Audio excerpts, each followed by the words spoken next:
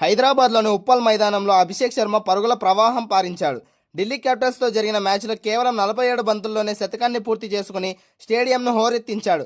135 పరుగులతో అజేయంగా నిలిచిన సన్రైజర్స్ భారీ స్కోరు సాధించడంలో కీలక పాత్ర పోషించిన అభిషేక్ శర్మ తన రికార్డు ఇన్నింగ్స్, తనదైన ముద్ర, ఎల్ వేడుకల వెనుక ఉన్న అసలు రహస్యాన్ని వెల్లడించాడు. ఐపీఎల్ 2026లో సన్రైజర్స్ హైదరాబాద్ బ్యాటర్లు తమ భీకర ఫామ్ను కొనసాగిస్తున్నారు. ముఖ్యంగా యువ సంచలనం అభిషేక్ శర్మ ఢిల్లీ క్యాపిటల్స్పై ఆకాశమే హద్దుగా చెలరేగిపోయాడు.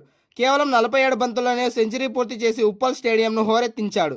ఈ ఇన్నింగ్స్ ద్వారా హైదరాబాద్ జట్టు నిర్ణీత 20 ఓవర్లలో 242 పరుగుల భారీ స్కోరు సాధించింది. అభిషేక్ శర్మ ఈ మ్యాచ్లో మొత్తం 68 బంతులు ఎదుర్కొని 10 ఫోర్లు 10 సిక్సర్లతో 135 పరుగులు చేసి అజేయంగా నిలిచాడు.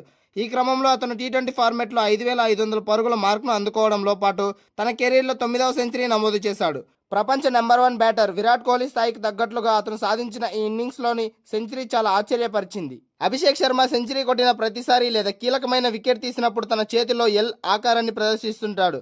దీనిపై స్పందిస్తూ ఈ సెలబ్రేషన్ వెనుక చాలా మందికి తెలియని ఒక బలమైన కారణం ఉంది. ఎల్ అంటే నా దృష్టిలో లవ్ అని అర్థం. ఉప్పల్ మైదానం నాకు హోమ్ గ్రౌండ్ లాంటిది.